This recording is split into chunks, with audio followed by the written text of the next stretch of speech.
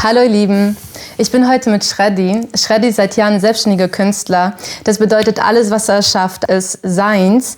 Da sind keine Fördergelder involviert, keine Stipendien, keine Verbindung zu Politikern und so weiter. Und deswegen wollte ich heute mit dir über ein Thema reden, Shreddy. Weil ich habe nämlich auf TikTok ein Video hochgeladen zu Heidi Klum. Weil der Heidi Klum ja so ein Phänomen ist. Sie ist ja schon früh in die USA gegangen, hat sich da ein Imperium erschaffen und auch in Deutschland ist sie ja sehr berühmt. Und ich habe das Gefühl, dass die Menschen so eine negative Meinung über sie haben. Und auch in meinen Kommentaren habe ich gesehen, dass da schon sehr viel Negativität war. Und deshalb wollte ich dich fragen, oder was du zu Heidi Klum sagst. Warum sind die Menschen hier in Deutschland so negativ ihr gegenüber gestimmt? Ja, ich glaube, dass sehr viele Menschen missverstanden, wahrscheinlich, wenn sie eine schöne Frau sehen, denken sie sofort, dass sie sie kann nicht so intelligent sein. Sie kann nicht so kreativ sein. Aber in diesem Fall, dem Fall von Heidi Klum, muss man die Industrie so nah kennen, um zu wissen, wie genial sie ist. Das Einfachste ist zu verurteilen und zu sagen so und so. Aber solche Perspektive, es ist von einer Perspektive von jemandem, der die Industrie nicht kennt. Und es ist nicht so einfach, weißt du? Sprich, das heißt, Sie sehen Heidi als eben das Model und sehen ihre quirkige, lachende, offene, leichte Art und denken, dass sie gar nicht fähig sein kann, um etwas Großes aufzubauen? Ja, aber wie sie sich darstellt vor dem Publikum, ist total anders. Weil unter Fläche, oberflächlich, müssen die Leute was wahrnehmen, damit es sie nicht bedroht. Aber ihre Wahrheit, sie ist ein Businesswoman. Sie ist eine selbstständige Businesswoman. Sie kriegt kein Geld von Förderungen oder von der Regierung wie die meisten von dieser Kultur in Deutschland. Sie darauf aufgebaut, auf dem veröffentlichten Geld. Solche Künstler, solche Business People existieren fast nicht in Deutschland. Weil hier ist auch sehr schwer zu unterscheiden zwischen dem privaten Sektor und öffentlichen Sektor. Sie denken, Künstler, sie sind ähnlich, sie sind dasselbe. Nein, sie sind nicht dasselbe. Der Künstler, der Geld von Ausland hier nach Deutschland bringt und Deutschland bereichert, ist anderes als der Künstler, der das Geld von der Regierung schon bekommt. Weil die Leute, die eigentlich die Förderungen finanzieren, sind diejenigen, die nicht von Steuern bezahlt werden, die nicht für Förderungen bezahlt werden, die erwirtschaften, die Wirtschaft erschaffen. Das ist keine Heidi Klum ist nicht von die elitäre Künstler. Diese elitäre Künstler, die von Förderungen überleben oder von GEZ oder von Steuern, ich nehme sie nicht ernst, ehrlich gesagt, weil sie eine Belastung sind auf diese Wirtschaft. Zeig mir die Künstler, die wirklich erwirtschaften. Und Heidi Klum, sie erschafft Arbeitsplätze. Was bedeutet das? Wer erschafft Arbeitsplätze? Ja. Als Künstler. Also ich denke, viele Menschen verwirren. Sie denken, Künstler, muss ein Künstler. Nein, genau in diesem Fall ist total anderes als 99% der Kulturszene und der Kunstszene in Berlin, in Deutschland. Anders. Man kann nicht jetzt verwirren. Heidi Klum ist anderes. Und es gibt sehr, sehr wenig Menschen wie sie. Ja, natürlich sieht sie so aus, unterhaltsam. Sie muss unterhaltsam wirken. Natürlich, das ist sie eine Performerin. Model, Tänzerin, Sängerin, eine Performerin. Auf der anderen Seite, sie ist ein Businesswoman. Also das Publikum nimmt sie wahr als, oh, diese Frau, die unterhaltsam ist. Aber die Profis, die Industrie kennen, die authentisch Profis sind, sagen, nein, diese Frau ist genial, wie sie das alles schafft mit dem. Ja, aber würdest du sagen, dass Heidi Klum nicht nur von den Zuschauern so oft negativ gesehen wird, sondern auch von den Leuten selber aus der deutschen Industrie, dass auch da Leute gegen sie sein könnten? Ja, weil sie verspiegelt wer sie eigentlich sind. Wenn ein Künstler, ein Mediaperson, Personal oder so, von GZ überlebt und kriegt das Geld von Forderungen oder elitäre Künstler im Oper oder in dem Theater, die leben von dem Staat, die finanziert von Heidi Klum und Co. Das ist die Frechheit. Diese Kulturszene und Kunstszene, die von Forderungen gefordert wird, von Leuten wie Heidi Klum finanziert wird, von Leuten, die eigentlich wirtschaften. Aber deshalb schämen sie sich unten, schämen sie sich. Und das Einzige, was sie machen können, sie darstellen, als ob sie es eigentlich so ist. Und so werden die Leute abgelenkt und sie denken, dass, oh, die sind die Elitäre. Sie ist einfach Reality-Show. Sie ist einfach sehr leicht und sehr unseriös. Aber der die Industrie kennt, der Beruf kennt, echt, weiß, dass das ist total unterschiedliche Umgebungen, wie alles erwirtschaftet wird.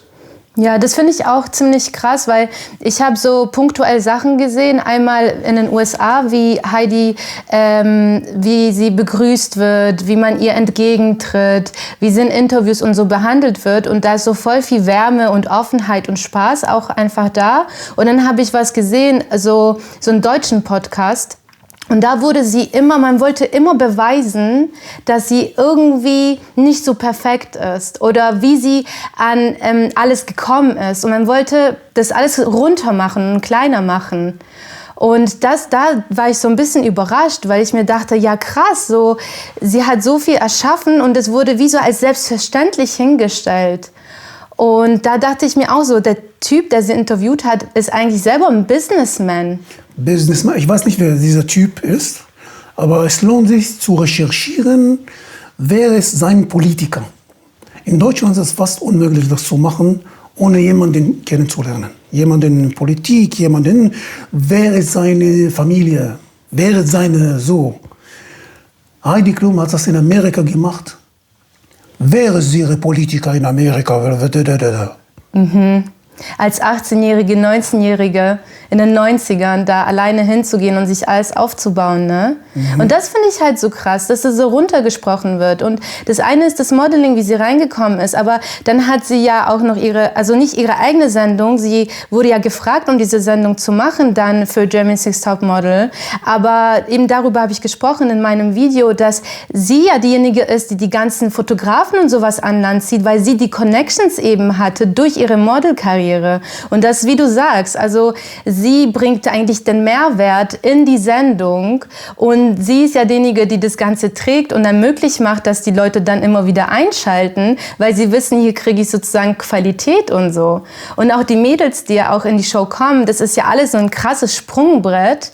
Und deswegen war ich auch so heftig überrascht, dass jetzt in den späteren Jahren so viele Sendungen aufgeploppt sind, die beweisen wollen, wie sie die Mädchen gebrochen hat, wie sie in die Magersucht und so weiter getrieben hat, also welchen negativen Einfluss sie auf sie hatte. Und ich denke mir, ganz ehrlich, sie ist alleine mit 18 in die USA gegangen und musste, weiß Gott, wie leben und überleben und das irgendwie schaffen. Und die Mädels, die in die Show kommen, die gehen aus der Show und die haben schon einen gewissen Bekanntheitsgrad. Und das hat mich so stark gewundert einfach, dass trotzdem so eine krasse Negativitätswelle da entsteht, anstatt es aus dieser Perspektive zu betrachten. Und deswegen finde ich das so verrückt, weißt du, weil auf der einen Seite, wie du gesagt hast, viele Menschen, die nicht in der Industrie sind, die erkennen einen Künstler, den geförderten Künstler, nicht von dem unabhängigen Künstler. Und da frage ich mich, wie kann das sein, dass, obwohl die Zuschauer das quasi nicht wissen, trotzdem so eine Negativität ihr gegenüber haben? Das ist die Underdog-Phänomen. All diese Leute, bevorzugte Menschen, die alle Positionen bekommen haben im System, in den Medien, haben alle die politische Agenda hinter sich. All diese mächtigen Menschen, die das Leben so bequem einfach so bekommen haben, gegen plötzlich ein Mädchen, die niemand hinter ihr war, niemand die ihr unterstützt hat. Ein Mädchen oder ein Mann, unabhängig jetzt. Aber Mann, der eigentlich authentisch selbstständig das macht. All die bevorzugten Kinder fühlen sich bedroht. Ihre Image, ihre Self-Esteem, Self-Respekt, das ganze Leben wurden sie glorifiziert. Und plötzlich kommt der Underdog, der niemand ihn unterstützt hat, und kommt und zeigt sich in all diese Glory und the best shape. Internationale Phänomen. Natürlich fühlen sie sich beschämt und sie wollen das zerstören, diese Image. Und die benutzen all die Macht, die sie haben, Medienpropaganda, finanziert von Heidi Klum und Co., um gegen sie einzugehen. Das ist so schade eigentlich, weil ich sehe sie als jemand, der mich so motiviert, besser zu werden, weil man sich fragt, krass, was sie einfach für ein Köpfchen haben musste, welche Energie sie einfach auch in sich tragen muss, dass sie einerseits als Künstlerin, weil als Model, du musst ja so viele Seiten zeigen können, du musst so vielfältig sein mit dir als Person, aber auch im Business, das alles aufzubauen und aufrechtzuerhalten. Aber was du sagst, das finde ich auch so ein krasses Phänomen, weil in Deutschland beruht alles quasi auf Vitamin B und Nepotismus, und in den USA wird es aber Nepotismus, die Menschen hassen das, die sagen Nepo Baby, Nepo Baby, Nepo Baby, das ist Nepo Baby, da wird das richtig krass kritisiert, da muss man sich quasi schon richtig krass beweisen, dass man anders ist oder besser als die Eltern. Also ganz anderes Phänomen quasi. Ja, solche Leute wie Heidi Klum sind diejenigen, die diese Wirtschaft retten können. Aber die da oben zu stolz sind, das anzuerkennen. Weil sie das ganze Leben dagegen angegangen sind. Jetzt sollen wir anerkennen, dass die Retter sind eigentlich die Selbstständigen, die Kreative, die so sind. Und was hier traurig ist, dass wie in deinem TikTok-Kommentar viele Menschen, die die Industrie nicht kennen, die ignorant sind, folgen den Medien und die Propaganda und sie glauben und sie schließen sich an diese Social Mobbing oder Online Mobbing gegen sie. Wenn man ein Phänomen so sieht, man kann nicht pauschalisieren. Dieses Phänomen ist nicht wie die anderen Phänomene. Und du kannst gehen in den deutschen System, Theater, die Filmindustrie, Fernsehindustrie. Wie viele Menschen sind eigentlich von denen, die nicht kompetent sind, sondern von Vitamin B sind? Wie viele Menschen? Ich will nicht sagen, wie viel das war. Aber man muss recherchieren, bevor man vergleicht mit Leuten, mit selbstständige Menschen und unabhängige Menschen wie Heidi Klum. Ich meine, das zeigt sich ja auch dann in der Kunst. Also ich meine, Deutschland ist jetzt nicht bekannt für weder krasse Filme noch krasse MusikerInnen. Punktuell gibt es jemanden, der alle 20 Jahre einen Hit landet, wie jetzt kürzlich. Aber ansonsten, also ich meine, da gibt es jetzt nicht mal die Synchronisation, können sich die meisten Leute anhören. Das ist eine Katastrophe. Aber um die Schuld zu verteidigen, belügt man sich, um die Realität zu verschönen. Es ist eine Katastrophe. Die Filmindustrie ist eine Katastrophe. Wenn Sie von GEZ einen Film produzieren, denkst du, verkaufen Sie diesen Film der Welt, anderen Ländern? Niemand kauft das. Was machen Sie? Archiv. Hauptsache, alle wurden bezahlt. Archiv.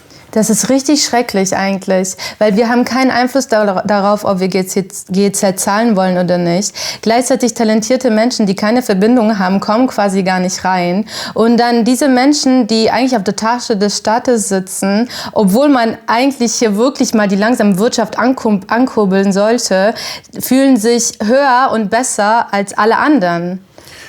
Man muss nicht GEZ bezahlen in einem idealen Realität. Lass die kompetenten Menschen Produkte produzieren, die Leute kaufen wollen. Und dann braucht man keine GEZ zahlen. Wer das sowieso bezahlt, sie verkaufen das überall. Aber wenn sie Produktionen produzieren, niemand will das sehen, niemand will das kaufen. Hauptsache, alle wurden bezahlt und jetzt in den Archiv bringen. Natürlich muss man die ganze Zeit GZ zahlen, das ganze Leben. Ja, das wird immer so bleiben. Die Amerikaner wollen das nicht sehen. Also lass uns hier die Leute zwingen, das zu sehen, das dafür zu zahlen. Weil sonst fließt ja kein Geld mehr. Ja, Heidi Klum macht das nicht. Heidi Klum macht ihre Produktionen und dann werden sie finanziert oder bezahlt mit Werbung. Mit ihren eigenen Sponsorships, andere Business Deals. Ja. Hauptsache, zwingt uns Heidi Klum kein GEZ zu zahlen. Wie die anderen Künstler, elitäre Künstler des Systems. Ja, total. Ich wollte noch eine Sache sagen zu Heidi Klum, was mir total aufgefallen ist. Und das ist voll der Widerspruch in sich. Weil auf der einen Seite, wie gesagt, die Leute sagen, ah ja, die ist so quirkig und leicht und irgendwie dümmlich oder so und einfach das Model. Aber auf der anderen Seite wird ihr voll viel Verantwortung gegeben, dass sie eben in ihrer Show, die sie gemacht hat, und das ist eine von vielen Sachen, die sie gemacht hat, aber dass sie hätte ja gegen das System gehen sollen, sie hätte andere Beispiele setzen sollen und sie hätte zeigen können, nein, die Modelwelt ist nicht so, da muss nicht jeder 90, 60, 90 sein. Wir machen verschiedene Frauen, verschiedenen Alters, verschiedene Größen und so weiter und so fort, einfach viel mehr Diversität reinbringen. Und das finde ich halt auch so verrückt, dass die Menschen finden immer ein Argument quasi, um irgendwas Negatives zu splashen. Weil es ist doch ganz klar, dass eine Heidi Klum, natürlich schafft sie es, ein Imperium aufzubauen, aber sie als Einzelne hat natürlich nicht so viel Macht, um die weltweite Modelindustrie zu ändern. Und natürlich arbeitet man in dem Rahmen, der gerade gegeben ist, oder? Und ich finde, das vergessen die Menschen voll oft, dass vor 20 Jahren die Industrie anders war. Und dann heißt das beste Argument so, ja, aber jetzt, wo sie halt alt ist, da ist es auch okay, dass ältere Models zum Beispiel bei Germany's Next Topmodel teilnehmen können. Oder jetzt, wo sie mehr wiegt oder so, dürfen auch verschiedene Frauen teilnehmen mit verschiedenen Größen und so weiter und so fort. Und dann denke ich mir so, jeder pickt sich eigentlich immer das, was einem passt, um eben anti zu sein. Die kritisieren, können gern solche Produktionen selber produzieren, Arbeitsplätze machen und dann kann man sehen, können sie lernen, was das bedeutet. Bis dann, wenn sie nichts machen und so denken, dass das so einfach ist, das ist... ja. Das ist immer diese Illusion, dass man hat, ne? Dass man eine einzige Person kann sich dem Ganzen widersetzen und sie muss dem Beispiel vorangehen, während man selber gar nicht weiß, wie das Ganze von innen aussieht. Ja, kritisieren können alle, aber es ist auch die Verantwortung zu übernehmen. Verantwortung zu übernehmen ist nicht sehr in der Mainstream-Mentalität. Deshalb versuchen alle, irgendwohin zu schieben, Opfer zu finden.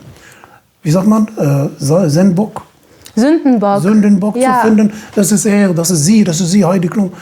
Ernsthaft? Es gibt so viele, wir brauchen mehrere Phänomene wie Heidi Klum.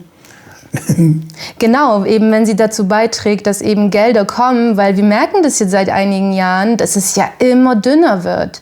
Und wirklich, also Förderungsgelder werden gestrichen, Kulturgelder werden gestrichen. Deswegen ist es eigentlich total falsch, dann gegen die Leute zu gehen und die schlecht darzustellen, die Lösung wären, um hier endlich mal so ein bisschen einen Umschwung reinzubringen. Ja, und weißt du was auch?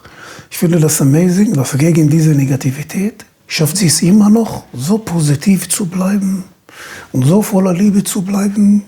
Es ist so, mit all diese und trotzdem hinter dem Business und so darzustellen, immer wach, überall alles im Griff zu haben. Camera People, Models, Produzenten, Taxis, Transportation, endlose Abteilungen der Produktion. Das alles zu überblicken mit dieser Energie, ne? Ja. Ja, eben. Deswegen schaue ich ja so gerne auch alles an, was sie tut und wie sie einfach über die Jahre sich weiterentwickelt hat und was sie für sich alles aufgebaut hat, weil das einfach krass ist. Ja. Da kann man nicht anders sagen. Okay, ja, danke schön für deine Meinung, Shreddy, und für den Austausch. Gerne. Ja, danke fürs Zuschauen und yes, bis zum nächsten Mal.